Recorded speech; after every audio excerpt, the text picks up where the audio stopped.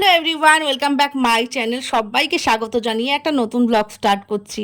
তো সবার আগে বলে দিই, আজকে কিন্তু শনিবার আর এখন মোটামুটি 10:30 11টা হবে। তো খাওয়া দাওয়া কিছু একটা করেছি, খুব বেশি করে আসতে পারিনি, কেননা হচ্ছে গিয়ে ভীষণ তাড়াহুড়োর মধ্যে ছিলাম। ভীষণ তাড়াহুড়ো মানে না খেলে নয়, ওরকম খেয়েছি আর ছেলেকে খাইয়ে দাইয়ে নিয়ে এসেছি। তো কোথায় এসছি মনের মধ্যে বেশি কৌতূহল রাখবো না, এসছি হলো গে লায়ন্স ক্লাবে। তো না, এই নামটা হয়তো তোমরা অনেকেই জানো, আবার অনেকেই জানো না। তো যারা জানো না তাদের জন্য আমি বলে দিচ্ছি, এটা হচ্ছে গিয়ে চোখ দেখানো হয় এখানে, মানে ডক্টর বসেন। তো আমরা ছেলেকে নিয়ে তো কয়েকদিন থেকে ভুক্তভোগী, তোমরা তো জানোই যে ছেলেটার চোখে অ্যালার্জি হয়েছে, অ্যালার্জির জন্য লাল হয়ে যাচ্ছে। তো প্রত্যেক বছরই গরমটা পড়লে এরকম হয়েই থাকে। তো ওই যে তার সঙ্গে শঙ্কুও এসছে, শঙ্কুর মেয়েও এসছে। মুখ ভাঙচানিতে তোমরা যেও না, ওটা ও সবসময় করেই থাকে, জানোই যে ও একটু বিটলা প্রকৃতির মানুষ। তো ওই যে ছেলেটা ওরকম হয়েছে বলে না একটু টেনশনে রয়েছি, ডক্টর দেখানোর জন্য চেষ্টা করছিলাম কয়েকদিন থেকে। তো শঙ্কু বললো কি যে এখানে না খুব ভালো ট্রিটমেন্ট হয়, তো চল গিয়ে নি দেখা। তো ওই তো এসছি, মানে নাকে মুখে 2-4 বার খেয়েছি আর ডাল ভাত রান্না করে রেখে এসছি আমি। তো এখন এখানে দেখছি যথেষ্টই ভিড়, মানে ভালোই ভিড় হয়েছে। আমি কোনোদিনও আসিনি বন্ধুরা, এই প্রথমবার এসছি, এক্সপিরিয়েন্স নেই। তো ডক্টর হচ্ছে গিয়ে ভেতরে পেশেন্ট রয়েছে, পেশেন্ট যাওয়া আসা করছে। আমাদের এখন ওই যে সিরিয়াল ওয়াইজ বসানো রয়েছে। আর পীযূষ নেই, পীযূষ আসেনি, আমি আর শঙ্কুই এসছি। তো আমার ছেলের না প্রত্যেকবার গরম পড়লেই হয়। আমি জানি যে এটা অ্যালার্জি, কেন বলো তো, আমি আগে যখন ডক্টর দেখেছিলাম তখনও অ্যালার্জি বলেছিল। তো দেখি এখন এখানে কি বলে, কি ট্রিটমেন্ট হয়। আমার কথা বলছো, আমি না চোখে ভীষণই কম দেখছি, দূরের জিনিসটা দেখতেই পাচ্ছি না। তো ওই জন্য ভাবলাম না একবার দেখানো যাক। আর এই যে বলতে বলতে দেখি সিরিয়াল চলে এসছে, শঙ্কু ভেতরে আছে, ওর পরেই আমি আছি। তো ওয়েট করে বসে আছি কখন হবে, কখন যাব। আমার ছেলে তো অত্যাচার করে মারছে, তার উপর বাড়িতে যাব, বাড়িতে গিয়ে নিয়ে অনেক কাজ ফেলে এসছি। পীযূষও যে কাজে গেছে, মানে ও গেছে অ্যাকচুয়ালি বাঁশের খোঁজে, বাঁশ ওই যে বেড়া টেড়া দেয় না, সেই বাঁশের খোঁজে। উল্টা পাল্টা বাঁশ ভেবো না আবার, কেননা হচ্ছে গিয়ে বাগানটা ঘিরবে। তো ওই করতে করতে আমরা ডক্টর দেখিয়ে ফেললাম, আর দেখানোর পর চলে এসেছি হচ্ছে গিয়ে ওই যে ছেলেকে একটা আইসক্রিম কিনে দিলাম। খুব অত্যাচার করছিল, তাই বললাম চলো একটা আইসক্রিম খাবি। বাড়িতে যাব, বাড়িতে গিয়ে স্নান ধান করে নিয়ে তারপরে আমার আবার এক জায়গায় যাওয়ার আছে। কোথায় যাচ্ছি বলো তো, মানে তোমরা হয়তো এরকম কমই করেছো বন্ধুরা। তার আগে আমি হচ্ছে গিয়ে বলে দেই তোমাদেরকে যে কোথায় যাচ্ছি। আমি যাচ্ছি হচ্ছে গিয়ে বিনা নেমন্তন্নে একটা অনুষ্ঠান বাড়িতে, তাও আবার সত্যি কথা বলতে বিনা নেমন্তন্নে। কেন বলো তো, এখানে আমাকে চেনেও না, আমাকে কোনো রকমভাবে জানেও না, শুধুমাত্র পীযূষের দ্বারাই আমি পরিচিত। তো পীযূষের অফিসের স্টাফ বলবো না, অনেক ধরনের লোকজন আসে, তো এজেন্টরা আসে। তো সেই এক এজেন্টের বাড়ির অনুষ্ঠান। তো আমি বাইক যখন নিয়ে এসছে পীযূষ, বলছে যে চলো ঘুরেই আসি, আজকের দিনটা ছুটি আছে। আর একটা জিনিস দেখবে, যে কোনো অনুষ্ঠান বাড়িতে বা পুজো বাড়িতে গেলে পরে না শাড়ি না পরলে ভালো লাগে না। তো ওই জন্য শাড়ি পরেছি, আর 2-1টা সোনার গহনা পরেছি যেটুকুন আমার আছে। তো এই যে এখানে আসার পর দেখছি আমার তো মাথায় হাত, আমি না দুপুরবেলা কিচ্ছু খাইনি, বিশ্বাস করতে পারবে না। আমি ভাবলাম যে না ওখানে গিয়ে নি একবারে খাবো। ওমা এখানে এসে দেখি কীর্তন হচ্ছে, খাওয়া দাওয়ার কোনো পর্বই নেই। আমি তো পীযূষকে বকছি, পীযূষ আমি দুপুরে কিচ্ছু খেয়ে আসিনি। তাই ওকে তখন থেকে বকেই চলেছি যে যদি বাড়ি থেকে খাবার না খেয়ে বেরোনো যায় তাহলে কোথাও কপালে খাবার জোটে না। তো এই যে এখানে আসার পর খারাপ লাগছে তা বলবো না, বিভিন্ন ধরনের রিচুয়ালস দেখতে পাচ্ছি, বিভিন্ন ধরনের মানুষের সঙ্গে ইন্টারাক্ট হচ্ছে, তো ভালোই লাগছে আমার। আর আমাকে যদিও কেউ চেনে না, ওই যে ফার্স্টেই বললাম আমি কিন্তু বিনা নেমন্তন্নে চলে এসেছি। তো পীযূষ আমাকে বলছে যে ওরকম করে চললে পরে কারোর সঙ্গে পরিচয় হবে না, চলো একটু ঘুরবে। আমি বলে কারোর সঙ্গে পরিচিত হতে পারি না, আমি বলে মানুষজন পছন্দ করি না, আমাকে ও বলতে থাকে না সব সময়। তো ওই জন্য আমি ভাবলাম চলো বাইকটা যখন নিয়েই আসা হয়েছে একটু ঘুরতে, ক্ষতি কি। এক বাড়িতে এক এক রিচুয়াল হয়। এই বাড়ির নিয়ম হচ্ছে গিয়ে ঠাকুরকে মাথায় করে নিয়ে গিয়ে খাবার পরিবেশন করতে হবে। তো ওই যে সবাই সারি সারি করে নিয়ে যাচ্ছে। খাবারের কথা বলাতে মনে পড়লো, আমাদের বাড়িতে শুধুমাত্র আমি খাইনি, পীযূষ আর আদি দুজনে মিলে পেট ভরে খেয়েছে। পীযূষ বাঁশ কাটতে গেছিলো বাগানের জন্য, বাঁশ কেটে আসার পর ভীষণ খিদা পেয়েছিল, স্নান ধান করে নিয়ে দুজনে বাপ বেটায় খেয়ে নিয়েছে। তো যাই হোক, তোমরাও দেখো একটু, আমিও দেখি রিচুয়ালসগুলো। পেলাম না তার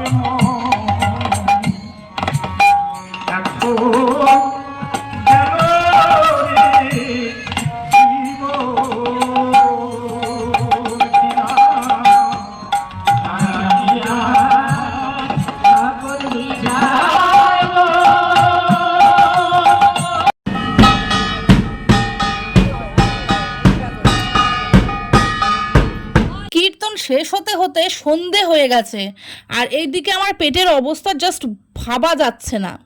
তো ফাইনালি ব্যাচ বসানো হয়েছে, আর এইদিকে ঢাকঢোলের আওয়াজ তো শুনলেই, আর এই যে সামনে প্রদীপ হাতে দাঁড়িয়ে রয়েছে, মানে এদের মধ্যে রিচুয়ালস রয়েছে যে যারা যারা ধরো খেতে বসবে তাদেরকে এইভাবে প্রদীপের আরতি দেখানো হবে, একটুখানি ঢাকঢোল বাজানো হবে, যাই হোক সেটা আমি বলছি না। একদিকে তো বিনা নেমন্তন্নে খেতে এসছি, তার উপর আবার দেখো দুপুরে কপালে খাবারটাও আমার জুটলো না, হায় রে আমার কপাল। এদিকে আমার ছেলেরও না মনে হচ্ছে আমার দেখে যা খিদা পেয়ে গেছে, হাত পাত ধুয়ে একদম রেডি হয়ে বসে পড়েছে, দিলেই একদম গপা গপ খেয়ে ফেলবে। আর সত্যি কথা বলতে এতক্ষণ থাকার ইচ্ছা ছিল না, আমরা তো এইদিকে নতুন প্রথমবার এসছি, বাইক নিয়ে যাব, একটু ভয় ভয়ও লাগছে। তোমরা জাস্ট একটা জিনিস ভাবো, যেখানে দুপুরে প্রসাদ দেওয়ার কথা ছিল সেখানে দিচ্ছে সন্ধেবেলায়, মানে আমি ভেবেই অবাক হয়ে যাচ্ছি যে দুপুরের প্রসাদ সন্ধেবেলায় কেন দিচ্ছে। তো আমি জিজ্ঞেস করাতে একজন বলল যে রান্না টান্না কমপ্লিট হয়ে ওঠেনি, ওই জন্যই এরকম হলো, আর রান্না হয়নি বলেই কীর্তন করতে করতে ওরা দেরি করছিল, কেননা আমাদের মতন যারা পাবলিক রয়েছে তারা প্রসাদ নেওয়ার জন্য তো আগ্রহী হয়ে বসে থাকে, এদিকে কীর্তন শেষ হবে, ওদিকে আমরা প্রসাদ নিতে বসে যাব, ওই জন্যই ওরা বুদ্ধি করে নিয়ে কীর্তন চালিয়ে যাচ্ছিল এতক্ষণ। যাই হোক প্রসাদ ভীষণ সুন্দর খেয়েছি, আর খুব ভালো লাগলো, খুব ভালো লাগলো। এদিকে পীযূষ ওদেরকে বলে করে নিয়ে চলে আসলো, আসতেই দিচ্ছিল না, তো পীযূষ বললো চলো ওষুধগুলো আমি নিয়ে নেই, কেননা হচ্ছে কি আজকে থেকেই ডোজগুলো শুরু করলে ভালো। আর বুঝতেই পারছো ভাই, একদিক দিয়ে বকা খেয়েই চলেছি, তোরা আমাকে এইভাবেই শেষ করে দিবি, ওষুধের পেছনেই টাকা দিয়ে দিয়ে, এই ওষুধ না সেই ওষুধ, তো কি বলবো এখন আর বলার অপশন রাখি না। তার মধ্যে ছেলের ওষুধ আমার ওষুধ দুটোই বুঝতেই পারছো। তো যাই হোক একবারে বাড়ি গিয়ে ফ্রেশ হয়ে তারপরে আমি আসছি। আজকের মতন ঘোরাফেরা কমপ্লিট হয়েছে, আজকে অনেক ঘোরা হলো, সেই সকাল থেকে এখান থেকে ওখান, ওখান থেকে ওখান, তারপরে যে পীযূষের সঙ্গে ঘুরতে গেলাম, তারপর ফেরার পথে ওষুধ তো নিতে হবে, ডক্টর দেখাইছি, সেই ওষুধপত্র নিয়ে ঘরে ফিরলাম। তারপরে কিন্তু কেটে গেছে অনেকটা টাইম, ফিরেছি মোটামুটি ওই 7:30 হবে, তারপরে এখন বাজে 9টা। আর আসার পর সেরকম কোনো কাজকর্মই হয়নি, কেননা আজকে সারাদিন ঘরে কোনোই কাজকর্ম করিনি। কাপড়গুলো তুলেছো? হ্যাঁ ও, কাপড় কেচে গেছিলাম তো দুপুরবেলা স্নানের সময়, তো চলে গেছি বাইরে, তো তাই পীযূষকে বলছি কাপড়গুলো তুলছে। তো কি হয়েছে ব্যাপারটা বন্ধুরা বলো তো, ওখানে অ্যাকচুয়ালি খাবারটা খেতে খেতে অনেকটা টাইম হয়ে গেছে, ভাবছিলাম দুপুরে খাবার খাবো, দুপুরের খাবার আর খাওয়া হয়নি, একবারে বলতে পারো এটা ডিনার হয়ে গেছে। তো মানে এই জিনিসটা কিন্তু সত্যি করেই আজকে হইলো কিন্তু পীযূষ, আমি ভাবছিলাম যে আমি একবারে এখানে বাড়িতে খাচ্ছি না, খাবো না, আমি ওখানে গিয়ে একবারে দুপুরের খাবারটা খাবো। ওমা ওখানে গিয়ে দুপুরের খাবার তো রাতের খাবার হয়ে গেল। এই জিনিসটা কিন্তু আজকে প্রমাণিত যে যদি খাবার খেয়ে না মানে কোথাও যাবে, তারপরে সেখানে গিয়ে খাবে, বাড়ি থেকে খাবার খাওনি, তাহলে ভাববে সেখানে গিয়েও তুমি খাবার পাবে না কিংবা লেটে পাবে, যেটা আমার হয়েছে। সন্ধ্যেবেলায় খেয়েছি 7টার সময়, যেখানে আমার দুপুরবেলা খাবার কথা, সকালবেলাও ভালো করে খাইনি। মানে বাড়ি থেকে খাবার না খেয়ে গেলে কোথাও খাবার পাওয়া যায় না, কিন্তু খাবারটা ভালোই ছিল, প্রসাদ তো খেতে ভালোই হয়। তো ওই খাবারটা এমন টাইমে খেয়েছি না রাতের খাবার খেতে পারবে না দুপুরেরটা হয়েছে। তো ছেলে যদি এখন খায়, ডাল ভাত সব কিছুই রান্না করে রেখে গেছি, দুপুরে মানে সকালেই করেছি, করে নিয়ে তারপরে ডক্টর দেখাতে গেছিলাম। আর ডক্টরের কথা যদি বলি, আমার ছেলেটার হচ্ছে অ্যালার্জি থেকে চোখটা লাল হয়ে গেছে, তো 7 দিনের ওষুধ দেওয়া হয়েছে, ওকেও আমাকেও দুজনকেই 7 দিনের, দুজনেরই দেখালাম, দুজনকেই 7 দিন করে ওষুধ দিল, বললো যদি না কমে তাহলে পরে চশমা নিতে হবে। আর আমি যদি চশমা নেই, আমার একদম মোটা পাওয়ারের চশমা, মানে বেশি পাওয়ারের চশমা লাগবে, আমার পাওয়ারটা বলে প্রচুর বাড়ছে। ওখানে উঠলি কেন? তো আমার হচ্ছে গিয়ে ভালোই চেক করে, মানে চেক করলো, দেখলো, যেটা বুঝলাম যে চশমা আমাকে নিতেই হবে, আমার প্রচুর মোবাইল ঘাটাঘাটি হয়। ডক্টরও বলছে যে আপনি কি খুব মোবাইল ঘাটেন? হ্যাঁ, আমার ছেলেকেও বলছে যে না মোবাইল ঘাটাটা কমাও, মানে ও তো প্রচুরই মোবাইল ঘাটে, তো ওরও সেম প্রবলেম। বললো 7 দিনের চোখে ওষুধ দেওয়ার পর যদি না কমে একান্তই, তাহলে পরে নেক্সট উইক গিয়ে নিয়ে চশমা দেবে। চশমা আমি কিনে দেবো না, তো চশমা না কিনে দিলে কি অন্ধ হয়ে ঘুরবো? পথে পথে অন্ধ হয়ে ঘুরবো? কেমন কথাবার্তা বলে, হ্যাঁ ঘোরো, আমি অন্ধ হয়ে ঘুরলে তো তোর ভালোই হবে। আমার কথা পাত্তা দাও না, কালকে সারা রাত কি হবে আমাদের না, কারণ তোর ফ্যামিলি কানা হয়ে থাকবে। হ্যাঁ ঠিকই বলছে, তোমার ফ্যামিলি কানা হয়ে থাকবে, তখন বলবে কানা ফ্যামিলি, কানা ফ্যামিলি। তখন তোমার নিজের ইচ্ছা ওষুধ তোর দেয়, ইজ্জতটা যাবে, আমি কেন আমাদের দেবো? না। তোমার ইজ্জতটা যাবে, তাই না ভাবি? নিজের ইচ্ছায় ওরা যদি গাইস নিজের ইচ্ছায় যদি ওরা কানা হয়, তাহলে আমি কি করব? না করলেও আসল কথাটা শুন, যদি আমরা